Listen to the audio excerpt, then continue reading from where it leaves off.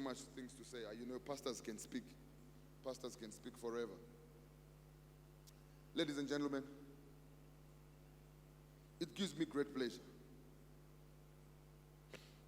to introduce our next speaker.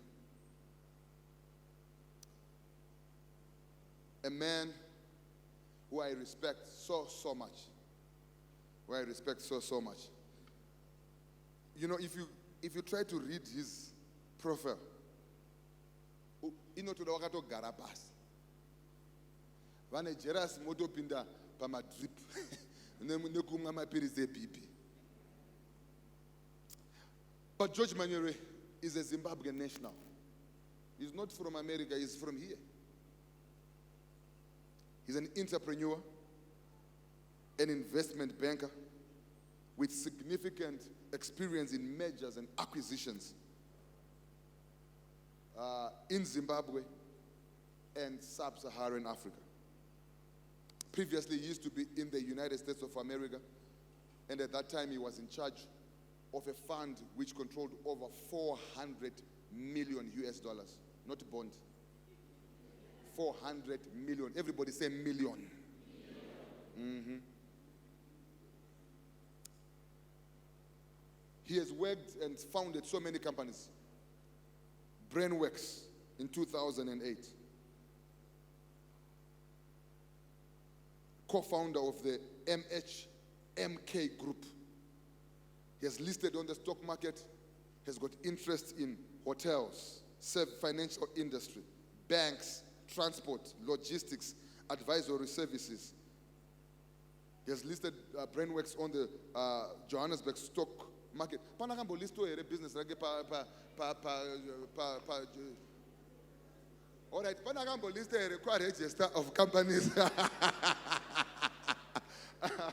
So, ladies and gentlemen, I think let's turn to our feet.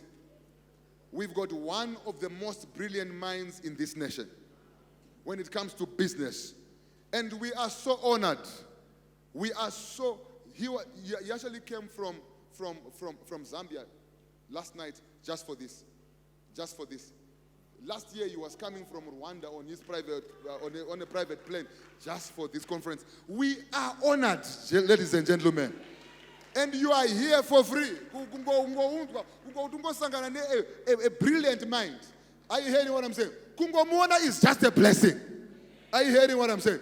Ladies and gentlemen, with ululation, with our hands together, please help me to welcome George Manyere.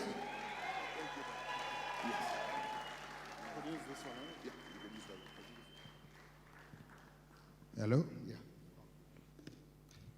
Thank you, Doug. Good morning, everyone. No, please take your seat. Take your seat.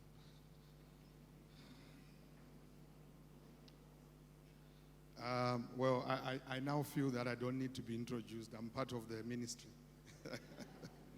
And firstly, I would like to thank you all for the invitation. I think last year we had a wonderful time, and time moves quite quickly. It's great to see that the conference is continuing, is growing strong, and I think out of the leadership of Dr. and Miss Teresa, I think we are very grateful that they are really taking this masterclass very seriously, and also continuing to share with you in the ministry. I think it's great.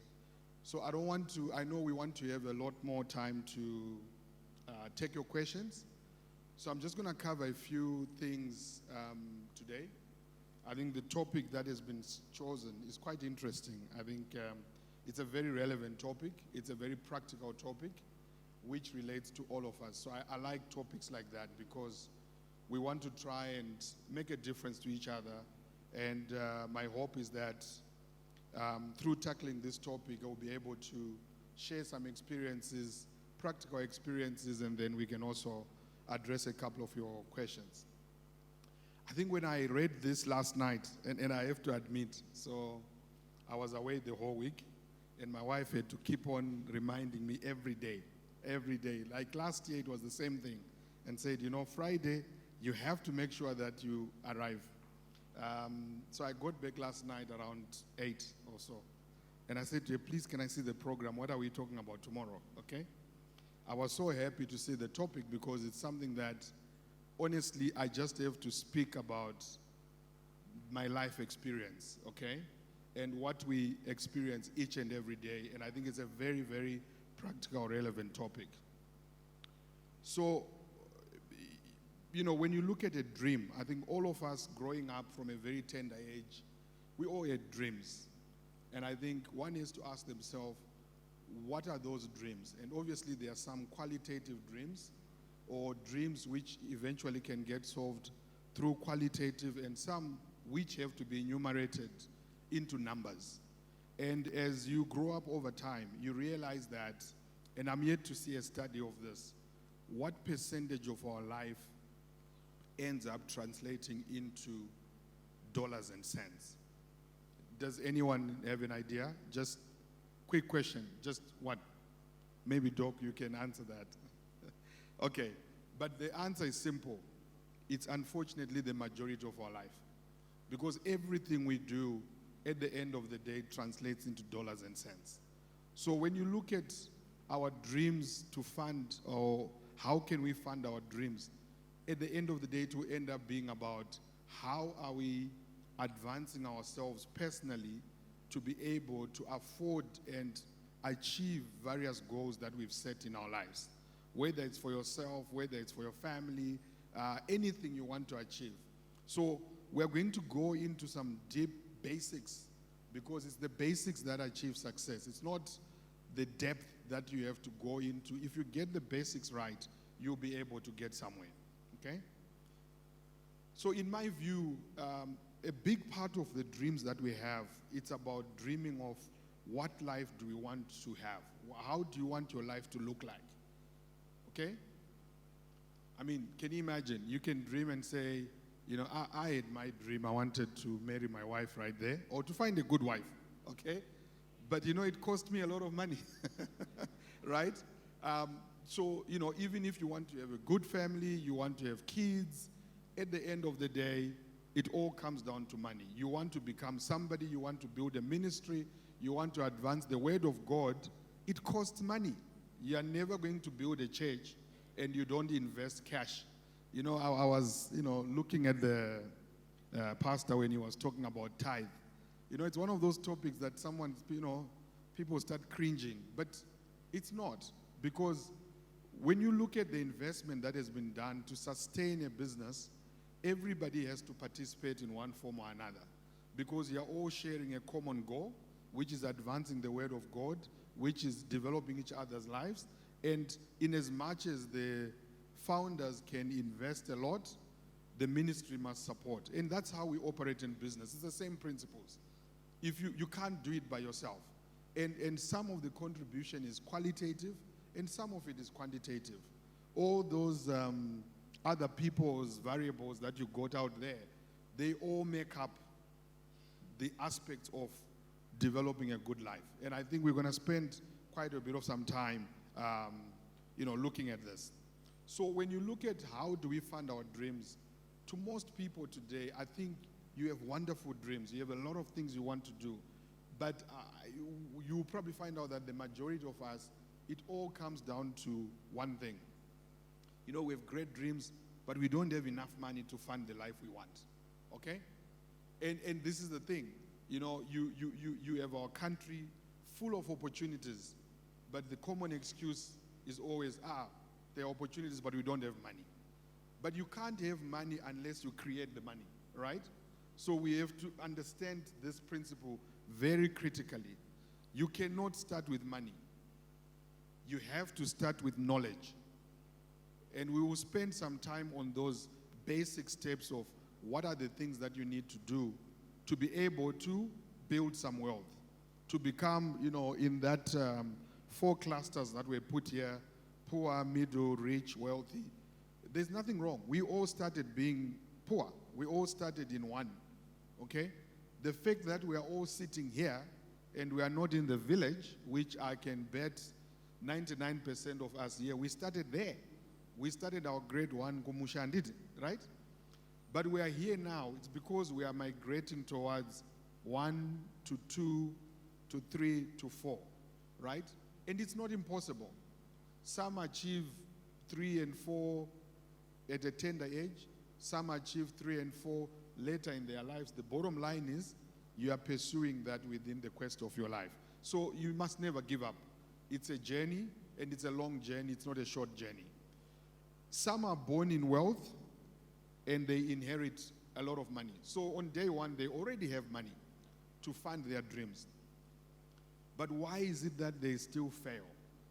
Or they end up being broke or bankrupt? It's knowledge. It starts with exactly what we are seated here for. How do you share experiences? Out of that, what do you take? And, how do you apply that in your life? So please understand this. It's not about money. It's not. Money is a byproduct of your effort. Money is a byproduct of a journey that you started in grade 1 that we are still doing over and over again, working hard, being passionate about what we are doing, being committed, and continuous development, continuous education. The byproduct of all of this every day is money, right? The creation of all these multiple streams that the pastor talked about is through sheer hard work, knowledge, taking yourself serious. Sometimes people don't take themselves serious, and we spoke about this last year. Very, very important. So I'm going to start from a very layman point of view and very basic, because to me, I think over time we talk about big deals, big successes. I had the opportunity when I was back at the IFC in 2004. One of the countries I was responsible for was Nigeria. And it's very interesting because when we were doing deals there, investing in banks, there was a businessman who was a big trader. Not very big, because he was importing, whether it was anything that was being imported, flour, sugar, cement. You would hear of an aspiring businessman who by that time had done well but was still small. And his name was Aliko Dangote. And every time we provide lines of credit to the banks, they would give us the portfolio of the clients, and some money was being lent to him. At that time, he wasn't even worth probably $200-300 million, okay? But he had a very good plan. He was determined. He was committed. So I'm one of the few people who have watched his journey from the time he was a pure trader to now becoming the big industrialist that he has become and becoming the richest man in Africa. Because his plan was simple. He wasn't chasing money. What he was chasing was saying, but why are we as Nigeria importing tomatoes? And now he is the biggest tomato puree plant in Nigeria. Why are we importing cement? All the cement in Nigeria was imported. And he started working, looking for other people's money, knowledge, and raising money, and he has built the biggest cement company in Nigeria or in Africa, right? He went into petroleum, now in fertilizer, all these things. So, but to me, I learned through that journey. That's why at that point I said, you know what? I'm not going to spend my career in America and everything. I'm going to go back home. And I came back not seeing problems, I came back seeing opportunities, right? You can walk out of this place and you see a pothole in the road. That's not a problem. It's an opportunity. You got to start saying, but when they want to now fix these roads, they're going to need what? Bitumen. Well, how can I contribute to that? But you can't start manufacturing bitumen. Start supplying, okay? Whether it's 1 bucket, 2 buckets, 3 buckets. And we've seen this transformation in various industries in Zimbabwe.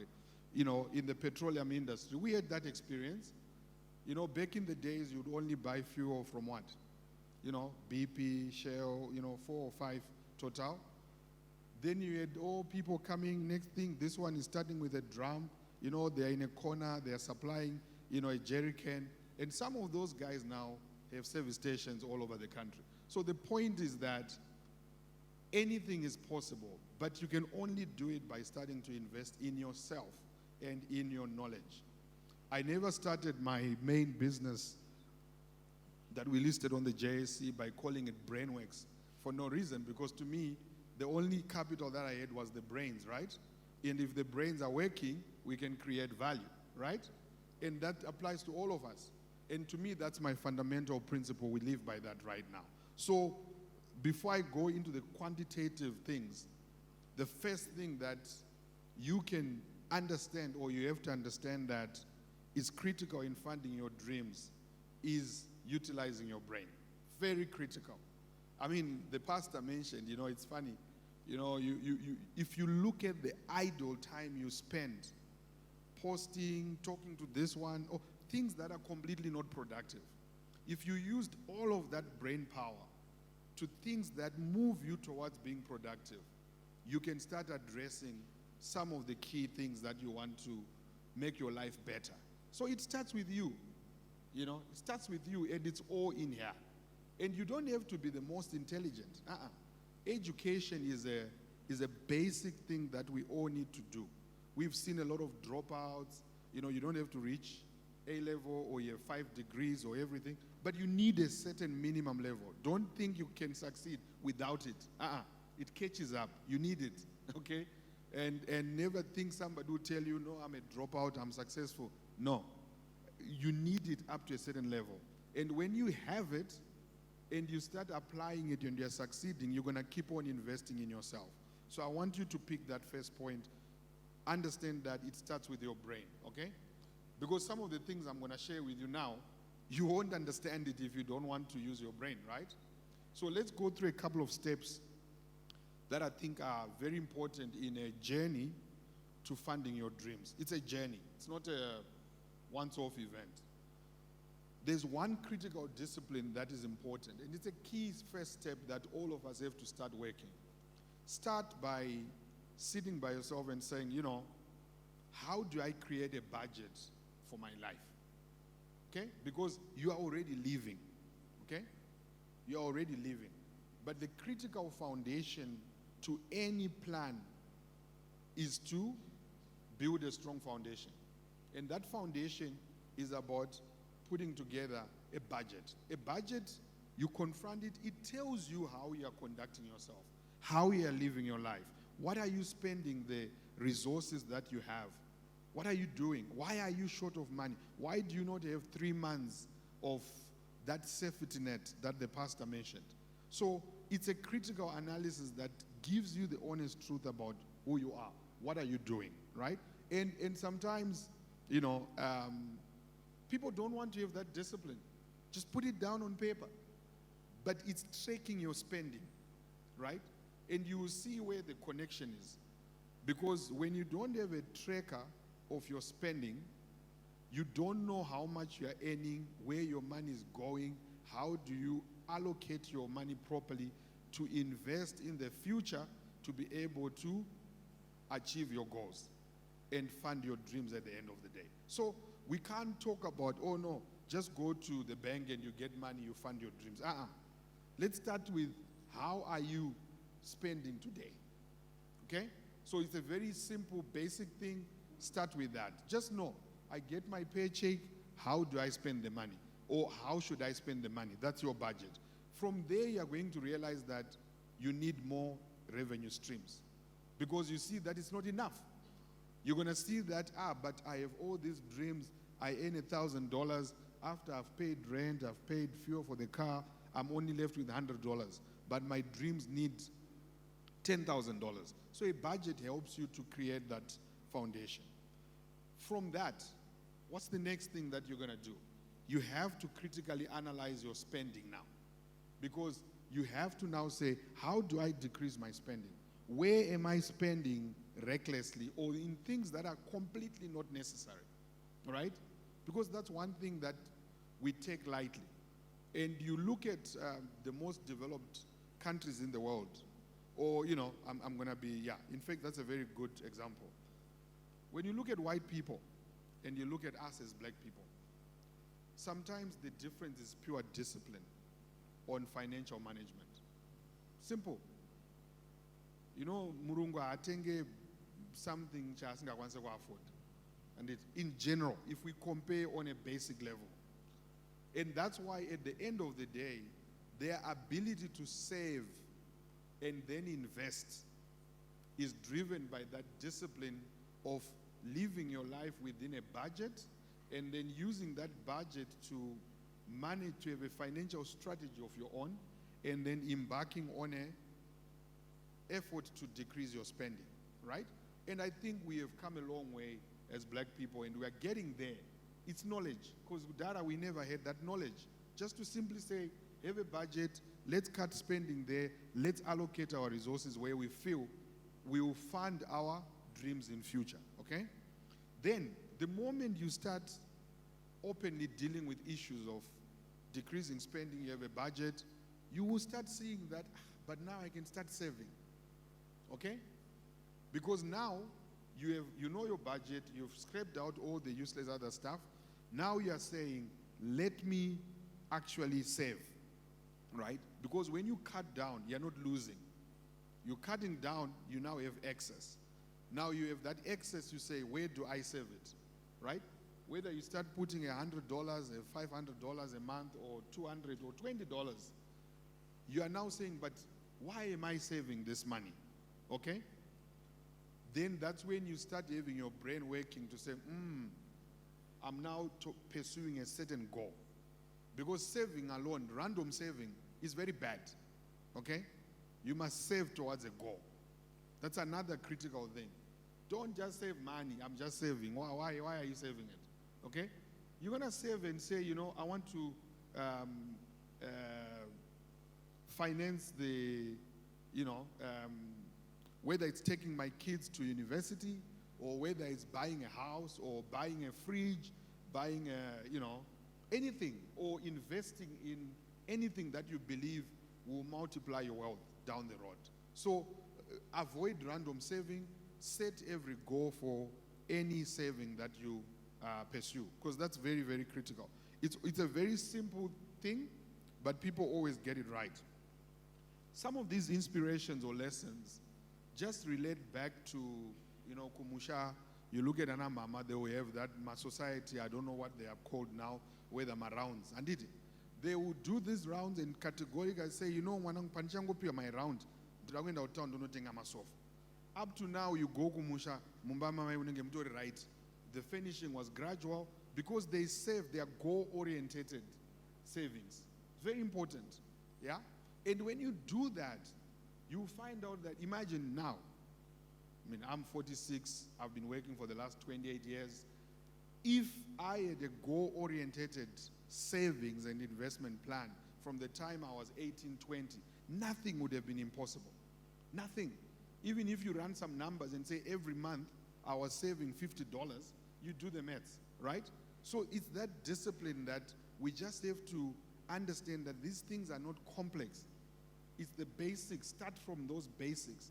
Whether you are Dangote or you are whoever, it's the same principles to wealth creation.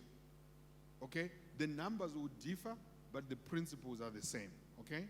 So, to increase your savings is about discipline. Nothing beats discipline. Okay? And you reap the rewards of that discipline because you follow it. But you can't appreciate it if you haven't appreciated the previous step that I mentioned of decreasing spending, and the previous step that I mentioned of having a budget as a starting step. Very important. Now, the moment you have dealt with the issues of starting to have a savings culture, okay, you start asking yourself, I need a financial safety net, okay? Because life happens, right? You can be saving, but life happens. You come out of this wonderful conference today, you know, you can get called, you know, sister Ningarwara, could you help, this, and that, right? There will always be emergencies, okay? So you need to always work towards having a financial safety net. And fortunately for me, I'm very lucky because I remember last year, and I didn't even know. My wife sat me down and says, I have an emergency fund. I was like, what? Okay. So you don't have to do it because every month you give her money, she's doing this, but what is she doing? I don't even know what she puts aside. But that's wisdom. That's very important, okay? Because tomorrow anything can happen, right? I might be out of the country, I'm late, or something happens. please have somewhere where you can always dip into to say, okay, I can continue to pursue my vision because I have a backup plan. I think the pastor mentioned it could be 3 months of savings if you of salary or expenses. If you do well, it should be 6 months. It could be 12 months. It could be 5 years. Okay, it's things like that. And even sometimes, we have one principle. We say, you know what, school fees doesn't have to be paid. And it because who's that and it are in grade 2, are in grade 5. But when you have the money, why can't you just pay in advance? Then you don't have the headache of what? Paying school fees. You've created a financial safety net on education, which you have seen in your budget. It's a fixed cost. It's not going to go away. So deal with it, take it out, right? Sometimes I say to myself, if I could just give my wife allowance for the next 20 years, I'll just give it, say, Sunday nights every month, right?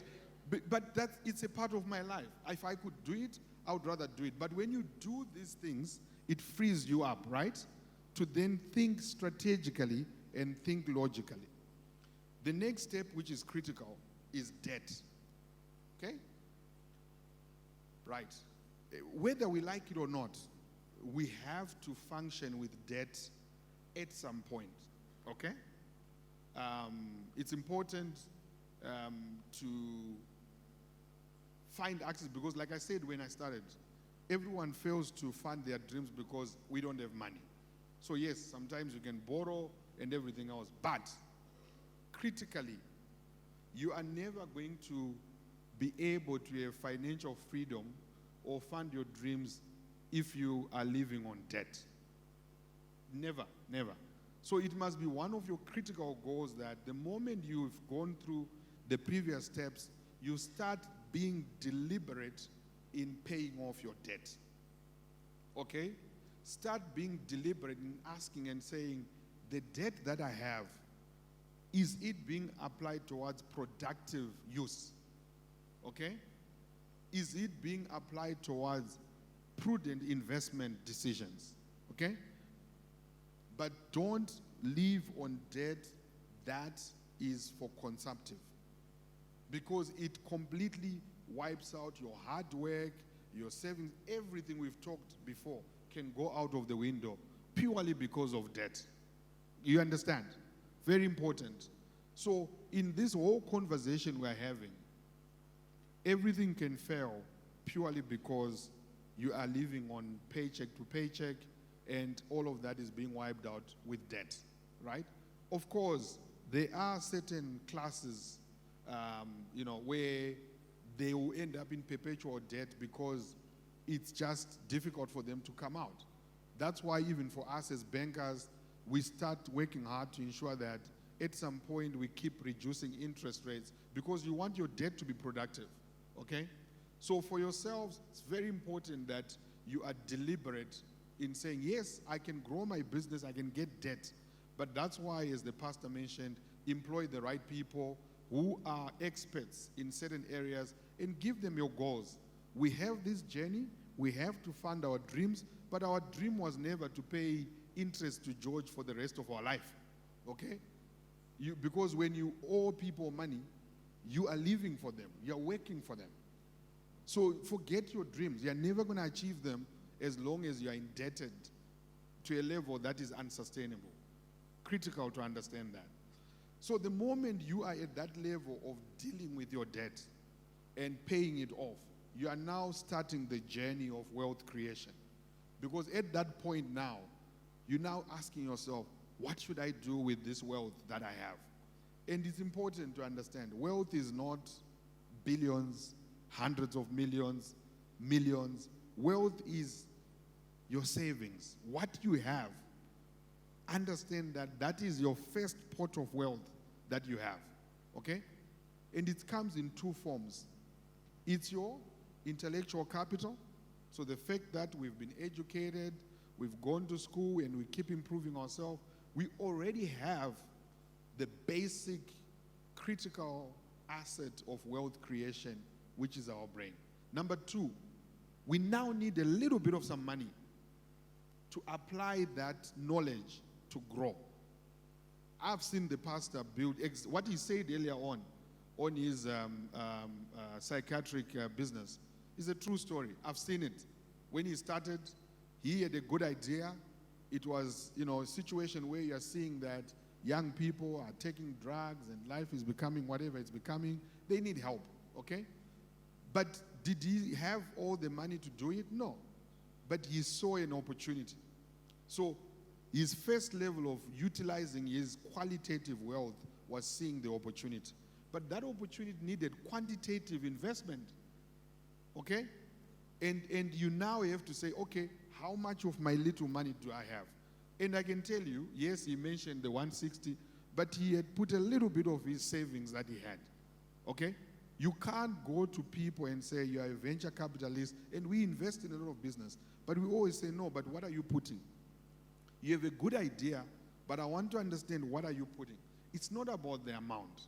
It's about saying, look, over the last few years, I've paid off my debt, I've done this, I've saved $2,000, and I want to do this. The opportunity might need $1 million. It might need $100,000, right? But it's about you putting your sweat and blood and showing that you've saved over the last few years.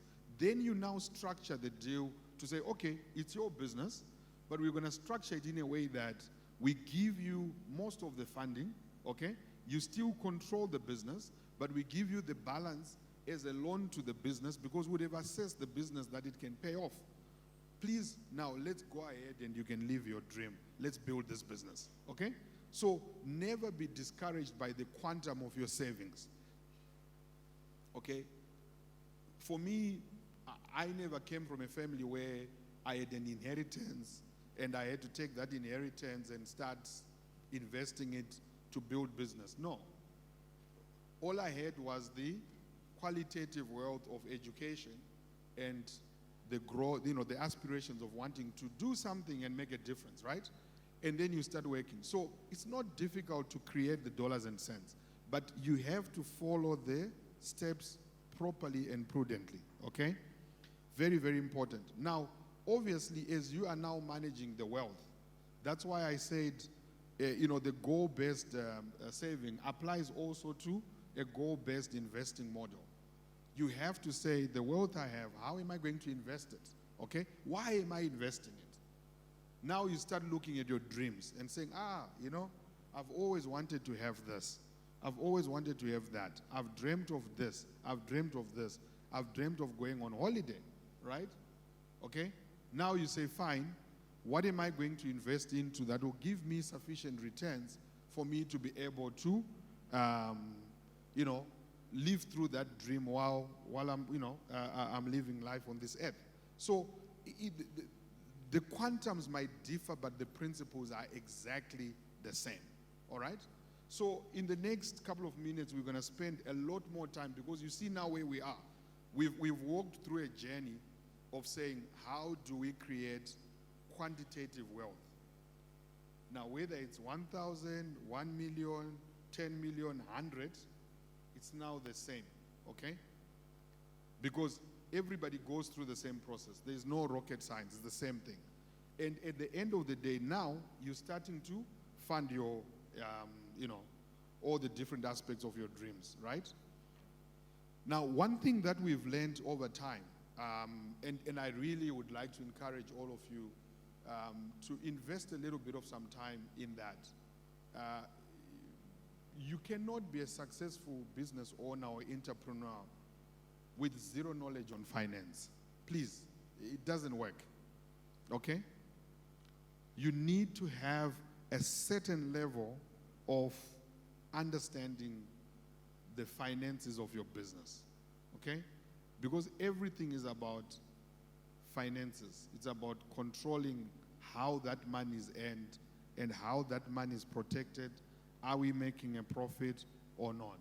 And we've seen that many successful startups or entrepreneurs, they fail over time because they have never invested in understanding the basics of finance, okay? It's important. And sometimes you end up having people stealing from you, all sorts of these things. So it's very important, or running out of cash. You have a good idea, but you don't even have the discipline to say, I'm selling this, I'm buying it for $10 and I'm selling it for 15, and $5 is my profit, and that $5 is cash profit, right? And what am I then doing with the cash? Is it banked or it's not? Or, it's basic things. So if you want to pursue the further goal of continuing to manage your wealth, you have to understand finances. And I think the pastor mentioned, there's so many little studies you do, accounting for non-accounting people or finance for non-finance people, just to understand the basics. So some of the key things that I think are important to understand is you must always understand, cost of funding. Your own money that you put in a business has a cost. What is the opportunity cost of that money? Why am I putting it into this business? If I put it into this business, am I going to get a return, right? There's nothing for free, even if it's yours. Even if you borrow, at what rate am I borrowing at? Is it going to make my business or my idea successful? Very important. Secondly, business is about profit margins. You cannot do anything in business without understanding, I'm doing this, but what is my profit margin? Am I generating any income at all out of this? It could be a service, even for the church here. You're building this church, you're running this church, it has costs. If you don't deal with that and say, how much are we collecting in tithes to keep the ministry going, you're going to be out of business. And it happens every day, right? Everything that we do at the end of the day is a business. And a business doesn't mean it's a bad thing or whatever. It's a business because we are organized to achieve certain objectives. But you have to understand those simple principles. What is the margin? That margin is what then covers your costs. Okay? Within your costs, there are some costs which are fixed costs, and there are costs which are variable costs. Very important. Fixed costs, non-negotiable. Okay? Like for you here, if you don't pay rent in this auditorium every month, you are not going to be here tomorrow. It's a simple thing. Okay? But if there is not enough cash for there to be tags or bottles of water for people to drink, the service will go ahead, right? That's a variable cost. That's something that would be incurred whether there are 10 people here or 100 or 300. Those are the variable costs. They vary depending on something. But they are fixed costs, whether this auditorium is 20% capacity, they have to be paid. Those things are very critical in understanding because they shape you in understanding how you manage your business, okay? Then the optimal capital structure, as we call it, very important. How much do I fund my business with debt and with equity? Equity doesn't mean it's your own money, but sometimes you have to be diluted or you have to bring another partner because you don't want to be over-leveraged. Never think that business can only succeed because of your own money. So these are just basic things that are important. And I think, Pastor, in your future, classes that you do on business, spend more time on that. People need to understand that because the moment you start understanding those basics, you will get somewhere. Lastly, what is very important is what is the actual cash flow situation of my business? Am I actually generating cash? Because it's, that's the sad reality. Every expense, anything we do has to be paid in cash. So there's no point in building a business and running it and you are declaring profits or everything is credit sales and there's no cash coming through. You're going to be out of business, right? You will be out of business. So just a simple question, where is the cash? Fine. We made $20 of sales. Profit is $10. Where is the $10? Because end of the month you have to pay the salaries. You have to pay rent. You have to pay, all sorts of things. And you don't even know what will be the remaining amount out of that, which you can now call a profit. Because before you have a profit, you have to pay your expenses. So those pitfalls that I've just mentioned are so critical. You find out that 90% of entrepreneurs fail because they don't understand or respect those principles. So when we talk of finance and accounting, to be honest, in business as an entrepreneur, you probably only need to grasp those simple things, those 4, 5, 6 things. Let everything else be left to the experts, okay? But for you as a business owner, as an aspiring entrepreneur, as an aspiring person who's trying to find the right model to find their dreams, which we've explained is largely quantitative, you have to understand that, because that's how you can build some value for yourself, right? Now, obviously, if you don't understand these things, you're going to have a problem, and normally you get into a cash trap, right? You don't have the cash to pay your creditors, you don't have or maybe your debtors are paying you in 60 days, yet your creditors want to be paid in 30 days. So the question is going to be, where is the cash going to come from? So when you sell something to someone, ask yourself, are you paying me today? If they're paying you today, that's perfect. Then you say, where my supplier has given me, I'm paying them in 30 days. So now we are using whose money? The supplier's money. But never do it the other way, whereby the supplier is being paid today, the creditor is paying you in 30, the debtor is paying you in 30 days. Then you're using your own money. So if you don't have that money, you're out of business. So you get into a cash trap. So very important to understand that. Of course, credit sales are good. There's nothing wrong with that in running a business, credit sales, but always make sure that you manage. It's a buying and selling. Where you're buying, what are the terms? Where you're selling, what are the terms? Always make sure the selling side is giving you cash first ahead of the supply side, okay? So these are the fundamentals of building a business or managing your wealth. Because now remember, we are on that cluster, managing wealth. And you'll see how it all come together. So when you look at all of this, somebody can approach the question today, how do you fund your dreams? With a simple answer, well, go to the bank, you can get a loan, you can start funding your dreams as they are, or go to your aunt, or you can raise some money or whatever. No, that's not sustainable, okay? What you have is to understand. It was a very tricky topic because it's all about you understanding that self-funding is the best way to finance your dreams, okay? But if I had just given you that answer when I started, everybody would say, no, but I don't have the money, right? So we've gone through the process of saying, how do you create that wealth? How do you create that value? Because the moment you've created that value, all those dreams that you've had from a tender age, even up to now, you are now able to tackle them one by one, okay? Because your business is now being sustainable, it's successful, it's working, so you can easily now start saying, I got a little dividend there, I got a little profit.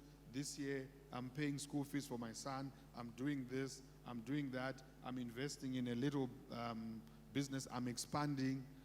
That's the only way, okay? So never think that funding your dreams is best achieved by, borrowing or anything else. It's about building a sustainable business, okay? Pursuing your goals as an entrepreneur. And Pastor is a good example. He's an entrepreneur on one part, but he has put a safety net around his entrepreneurship. What is that? How did he do it? I really need an answer from someone. I'm not going to say it. And not from him. How did the pastor put a safety net to his career? Okay, I'll give you. He took the job with Simas even though he didn't have to. Okay? Because that job covers the downside on a lot of things. And that's why you see now, when he puts his time into the ministry and developing this church, he's doing it in a relaxed manner that is committed, that is strategic. And you're going to see a lot of growth. You understand? So how you use your time is very important. So because if he had relied on partnering with other people to build this ministry, it would have been a problem, because maybe others wouldn't understand exactly what does he want to achieve, and they will invest equity into the whatever other businesses he have. They will spoil the vision, right? Or they will affect how he wants to build. But what has he done? He's had to work multiple jobs, be involved in multiple ventures, so that he can self-fund his dreams. And his dreams will continue to be pursued and be achieved, because they are not being distorted by outsiders or anyone, or constraints of capital. So, critical, it comes down to that. Lastly, I think we've walked through a journey of coming to a point where you are now an investor or an entrepreneur. But always remember one thing: an investment without a goal is like a traveler without a destination. You can't just aimlessly just be going wherever you're going, right? You must have a goal. If you have a goal, pursue it in a very structured, strategic manner, okay? And if it is a business, a quantitative goal that has to be achieved, you have to follow a certain process of thinking through this. And I think I just wanted to use this moment to share with you how I have pursued my dreams in terms of the quantitative side. The qualitative side, we all have that basic. We are all educated different ways, everything. The challenge is always on the quantitative side, and that quantitative side can be achieved with some of these expressions or items that we've shared. But please always remember, create a budget, decrease your spending, increase your savings, okay? Create a financial safety net through various ways. You don't have to do exactly what the other person has done. Decrease your debt. Then you start getting into the wealth creation mode. And the wealth creation mode, underpin it with some level of knowledge in terms of managing your finance, and be goal-oriented, whether it's savings or investment. If you do that, you will find out that your dreams, you start knocking them off, okay? Thank you very much. I think I want us to spend more time with questions, then obviously we can expand further. Thank you very much.